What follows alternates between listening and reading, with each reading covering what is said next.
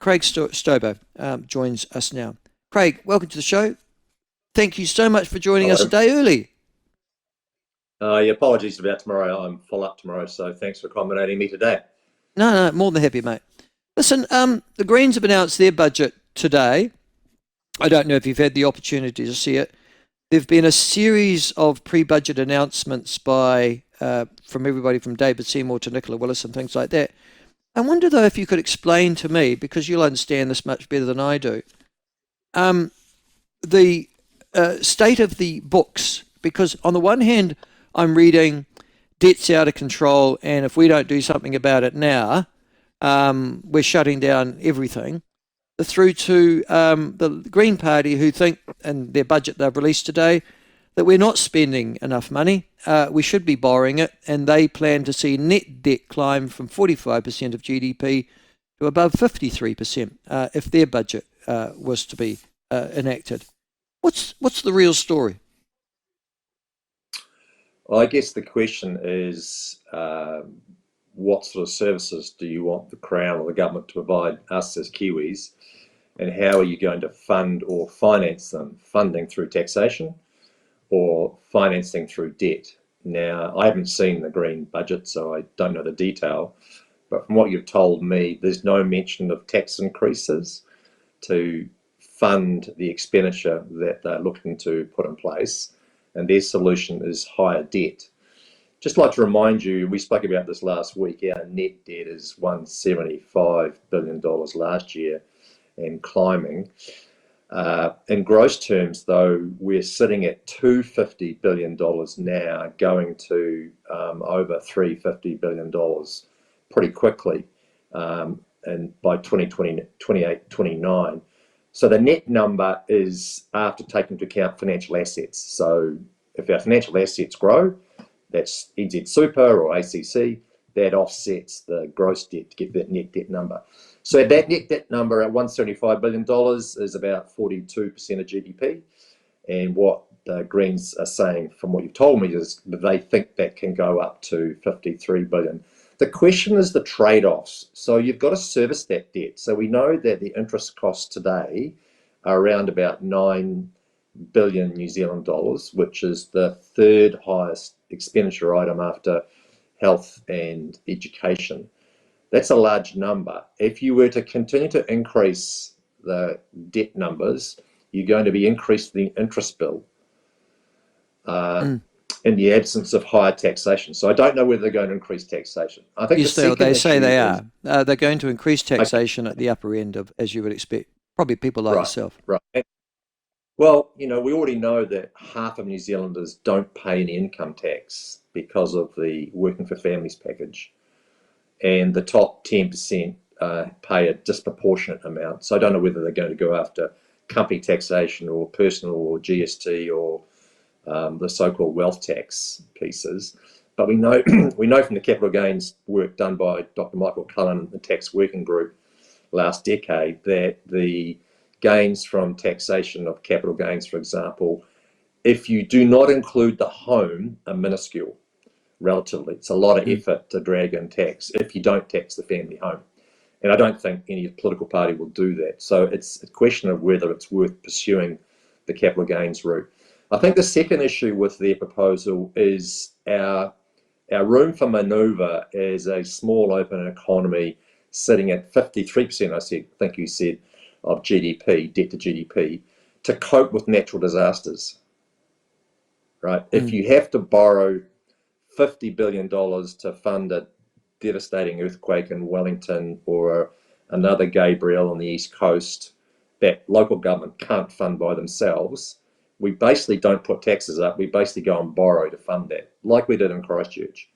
And Christchurch was a great example of us starting at pretty much zero net debt to GDP under Dr. Michael Cullen, and then John Key and Bill English being able to go into the debt markets worldwide and raise debt from investors, so selling New Zealand government bonds, and our debt to GDP got to about 20% of GDP net.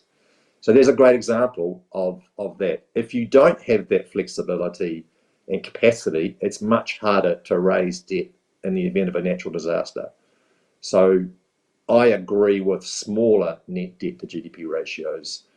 What is disappointing to hear the Greens say is that despite taxation, their willingness to go into the debt markets is not an optimal way of trying to solve some of those expenditure issues without having any knowledge of the budget release or proposed budget released by the Greens or their expenditures. So there are two issues to summarise: much higher interest costs, and secondly, less room to manoeuvre as a country if we need to borrow money urgently to fund a disaster. Yeah. Sorry, to Well, finance a disaster. the proposals include a wealth tax, a private jet tax. Have you heard anything so ridiculous? Ending interest deductibility for landlords, restoring the 10-year bright line test, doubling minerals royalties, and changes to ACC levels, as well as borrowing to by 2028-29 to deliver a whole series of freebies. I guess the issue here is that once you actually get the freebies in there, though, you're still got to keep on borrowing to keep them in, don't you? Everything from free dental care, they're suggesting free dental care, to free GP and nursing services. Oh, God, a whole range of chocolate box stuff. Um, the Greens will never be having a budget, so they can promise this sort of stuff, but they will influence, you would expect, a centre-left coalition in the future, Craig. Is it your experience, because you have experienced both parties being in power professionally, that they like to have any influence really at all in any government budget that a Labor-led administration would put together?